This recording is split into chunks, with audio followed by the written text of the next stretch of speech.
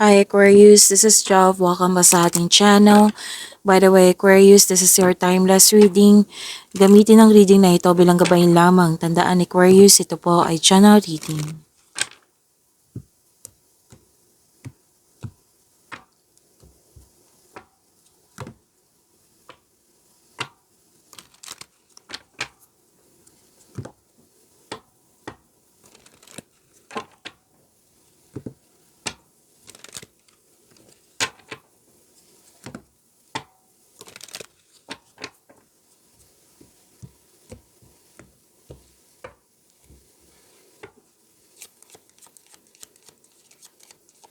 Maraming salamat po sa inyong patuloy na suporta sa mga nag-donate, sa mga hindi nag-skip ng ads. Subscribe na po kayo sa ating channel at click bell notification para updated po kayo sa bagong video natin. Para sa mga gustong magpa-reading, comment po kayo ng personal reading and check my reply sa comment section.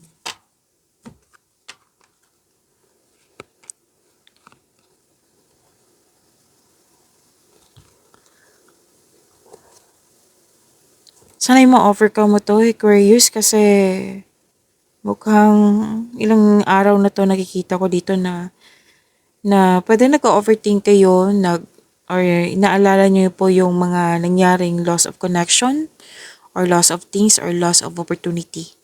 So kung hindi kaya, seek help. Okay? Hindi po masamang mag-ask ng help. Kumbaga, ask your mentor or rather than na find someone na marunong makinig. Kasi minsan may taong gusto mo lang na may makinig sa iyo. Yan. Kung ayaw mo, kung may trust issue ka sa mga tao, then the safest way is, to pray. Pray nyo kay God. Yung worries mo, isuko mo at hingi ka ng divine assistance. Kung gusto mo, mag-journal ka. Kasi andyan yung solusyon, andyan yung sagot, mas makilala mo yung sarili mo, mas makilala mo siya, mas makilala mo yung sitwasyon, mas alam mo yung sitwasyon na ito pala yung nangyari. So ito pala yung response ko sa mga nangyari. Kasi alam mo naman natin kung ano yung tama, mali, kung ano yung nakakabuti sa atin. 'Di ba? So question yourself din na bakit ba ako nagkaganito? Yan. Ikaw lang po yung makakasagot niyan. Paano ko ba tutulungan yung sarili ko? Yan. May nakita ko dito ingat na lang po ha, kasi may nakita ko dito nag-provoke sa inyo na nagalit ka kasi nasaktan ka, nagkaroon ng argument. So, kung pwede, umiwas na lang. Kung pwede, kung okay sa'yo. And may importanteng ganap sa passion, may importanteng ganap sa... Oh, by the way, may importanteng desisyon dito. Oh, wow. Nakikita ko dito na may parating na malaking pera. Parati ko itong nakikita kay Aquarius, halos araw-araw na. May parating na malaking pera or na-receive mo na, pwede din mga pagkakataon na magbibigay sa'yo ng malaking pera. Transactions, cash flow.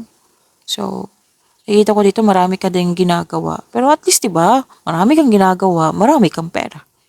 Yan.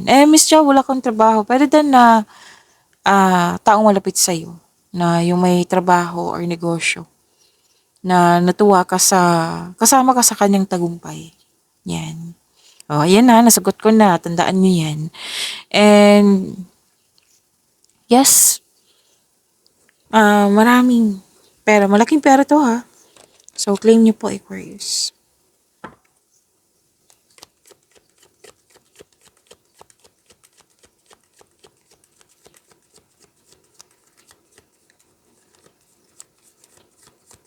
Energy, Aquarius.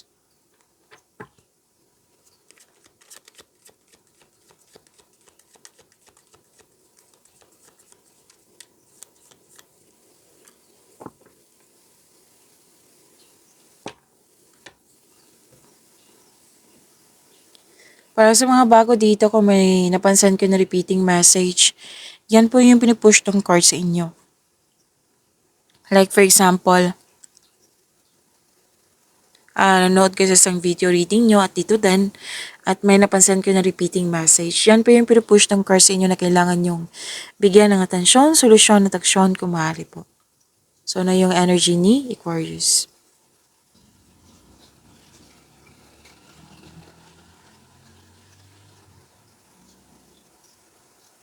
Ito yung sinabi ko kanina sa inyo. Lumabas din sa tarot card nyo.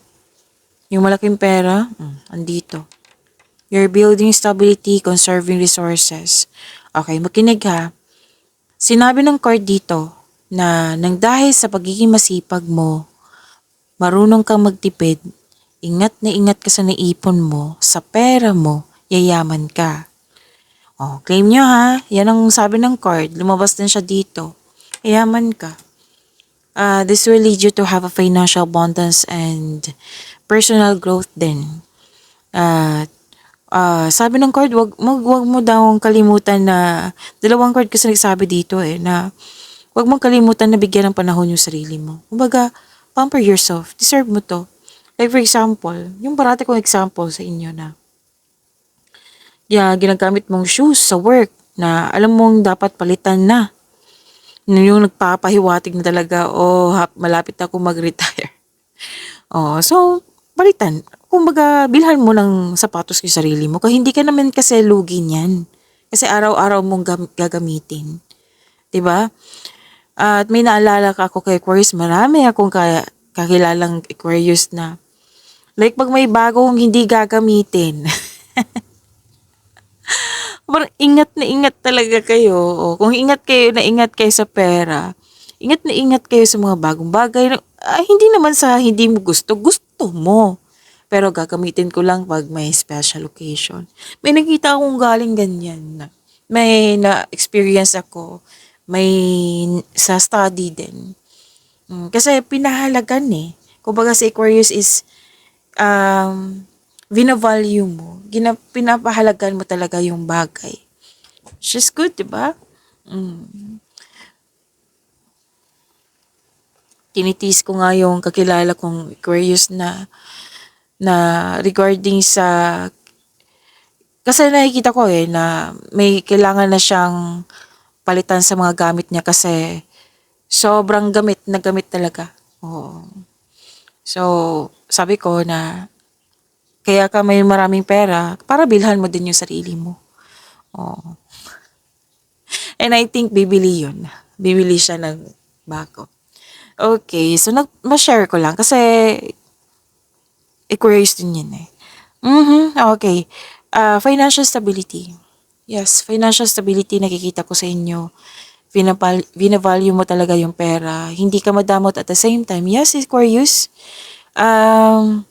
Mahilig kayo magbigay ng tulong lalo na't pera. Yan ang sinabi ng card dito. Posibleng may regalo, alok, or pamanang parating, or di kaya re-regaluhan mo yung sarili mo. And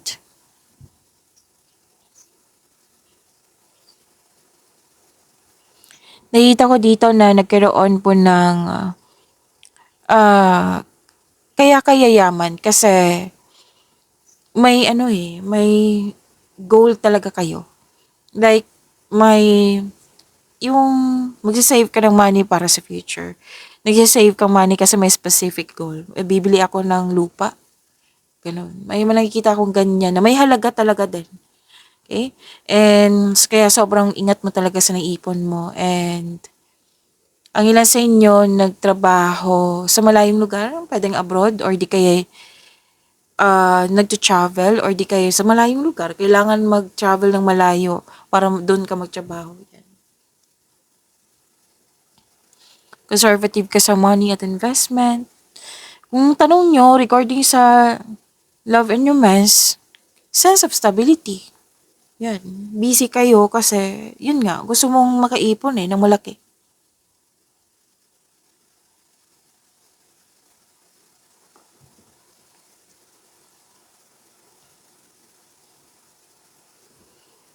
May nalaman kayong katotohanan dito Dalawang card mismo nagsabi dito balanse, panahon din sa sarili. At nagbabalanse din ng pera. May nakita din ako ditong eternal justice, fairness. May justisya na parating sa iyo, Aquarius. Kung may legal concern kayo, mananalo kayo, mare-resolve na. May kontrata din ako nakikita dito. Pwede signing of contract or di kaya ay successful negotiation. Any kind of negotiation po na naging successful. So claim niyo po ang ganda nito. And this card advise you na panatilihin maging totoo sa sarili, makinig sa inyong sarili, and act with integrity. Okay? Yung nakikita ko dito yung disbalance noon, ngayon magiging balanse na. Yung pabor noon, magiging pabor na ngayon. Yung hindi pabor noon, magiging pabor na ngayon. Yung hindi nagkasundo noon, magkakasundo na ngayon. Yung conflict na situation ngayon, magkakaroon na ng pagkakaayos. Yan.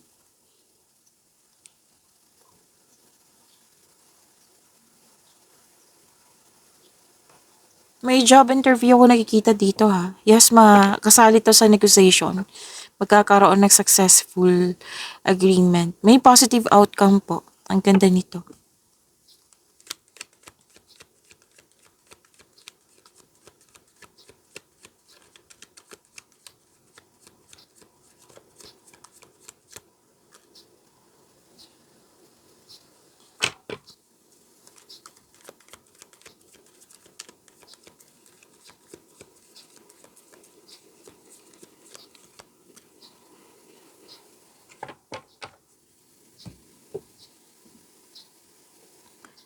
So, career and money niyo po, Aquarius,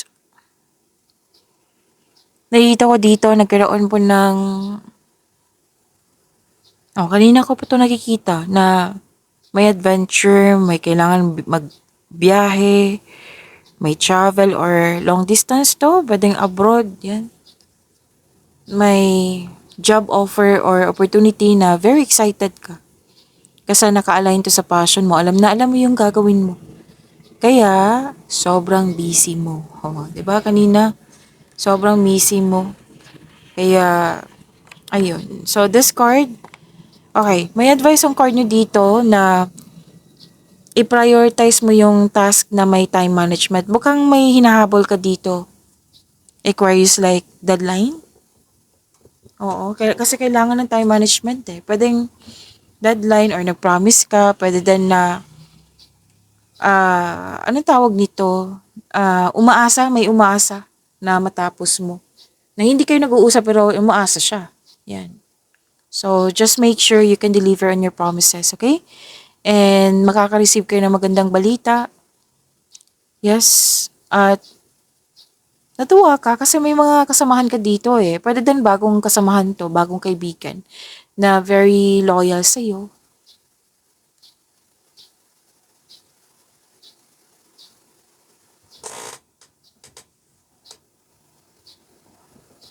Okay. Parati ko tong nakikita sa inyo, Aquarius, na gusto mo magtrabaho na kung pwede mag-isa. Kasi matatapos mo ng maayos yung trabaho mo pag ikaw lang.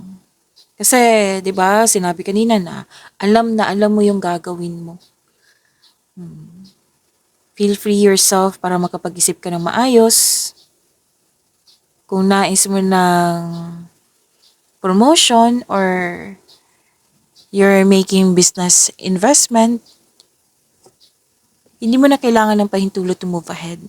Baga, kanina pa sinasabi ng card mo na makinig sa iyong sarili, magtiwala sa inyong talino. Kung nagdududa ka sa iyong sarili, nako, bigyan ng panahon para makapag-isip ng mabuti. Kailangan magtiwala talaga kayo sa inyong sarili. Nakikita ko dito na mas gusto mo magtrabaho mag-isa rather than in collaboration. Naghahanap ka din ng dito ng panahon for yourself. Excuse me. Like, gusto mo mag-spend time alone para makapag-isip ng mabuti. Pwedeng naghahanap ka ng solusyon sa inyong problema, sagot sa inyong mga katanungan. Kasi may mga tanong ka dito, Aquarius. So, sinabi ng card dito, sagot to ng card ha, na nasa iyo na yung sagot, nasa iyo na yung solusyon po.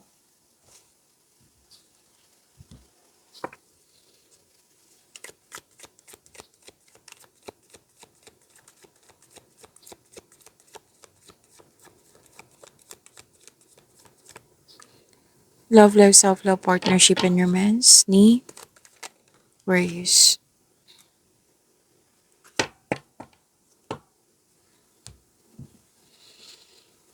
By the way, Aquarius, before this video reading, may love reading kayo kanina. Malalaman mo po kung ano yung iniisip ng person mo. Kung hindi nyo mahanap, hanapin nyo po sa channel dito, sa channel natin. Scroll down nyo lang po, tapos kaka-upload lang talaga, magkasunod lang sila. And wag nyong kalimutan na mag-subscribe sa channel natin para ma-notify kayo, para updated kayo sa video reading natin.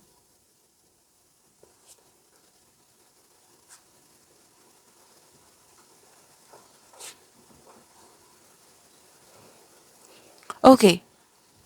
Nakikita ko dito na pwedeng nililigawan mo ito, Aquarius, or manliligaw mo na nawiwirduhan ka sa kanya.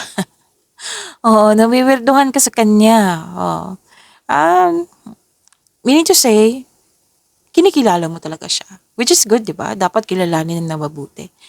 Pero sinabi ng card dito kung ah kung sa tingin mo guard itong taong ito, na mysterious ang taong ito, kung makukuha mo yung loob niya, deep love.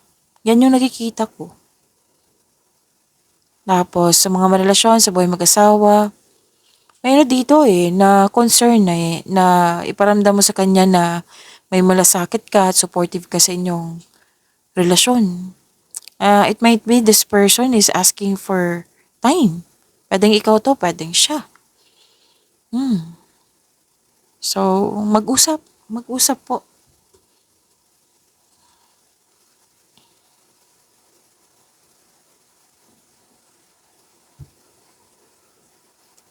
Kanina pa to, na may nakita kong sadness or pain. Dito pa. 'Di ba? About loss of connection. Dito siya. Kasi marami ko nakita dito So, kunin niyo lang kung ano yung naka-resonate sa inyo. Like, may concern sa third party or di kaya may nangingialam sa inyong relasyon or may nangingialam sa iyo. Pwede din na may tuto sa inyong desisyon na ideas or plano against, excuse me, kailangan ko lang mag-burp, against sa yung gusto, desisyon. Pwede din may gusto kang masunod pero ayaw nilang sundin. Pwede. Oo. Basta nag-expect ka dito na susuportahan ka. Pero yun nga lang, hindi na follow, hindi nasunod kasi we cannot please everyone Tandaan na lang, Aquarius, kumbaga i-save mo yung sarili mo na kung baka kailangan lang ng pag-intindi to. Your emotion is valid. Walang mali sa ganyan. Kailangan mo lang i-save yung sarili mo. Like, kasi kailangan ko nang sabihan kayo na, which is sinabi ng card kasi pa halos araw-araw na ko itong nakikita sa inyo. Na you have to save yourself. Tulungan mo yung sarili mo. Kung kailangan mo ng kausap, then go ahead. Okay? Yung sinabi ko kanina dito na kung gusto mo ng kausap, then go. Kung gusto mo ng journal, then mas mabuti. Isuko mo kay God. Diba sinabi kanina? Tulungan mo yung sarili mo. Baka kailangan lang ng pag-let go. Pagtanggap, acceptance, pag-let go, para magkaroon ng transformation, para magkaroon ng healing. Kasi kung nangyari nito sa nakaraan, bitbit mo hanggang ngayon, mas mabibigatan ka. So you have to make change. Kailangan ng pagtanggap dito and free yourself from this kind of emotion. Kailangan magkaroon ng healing. Kahit hindi ka comfortable, actually sinasabi ng card dito, basta may willingness magkakaroon din ng healing. I-let go mo na to. I-release mo tong mga negativity para magkaroon ng recovery. Help yourself. Kung saan ka palagay, like may tao kasing palagay sa may kausap, then go ahead. Kung gusto mo magsulat, then go ahead. Kailangan mo kasi itong i-process. Yung sinabi ko kanina sa inyo, tanungin mo yung sarili mo kung bakit ka nagkaganyan para mabigyan mo ng sagot. Ikaw kasi makakasagot niyan eh. Magkakaroon ng changes kung may willingness. Okay? So, kaya mo yan. Pagyamanin niyo po yung blessings na binigay sa inyo. Aquarius, see you tomorrow. Maraming salamat po.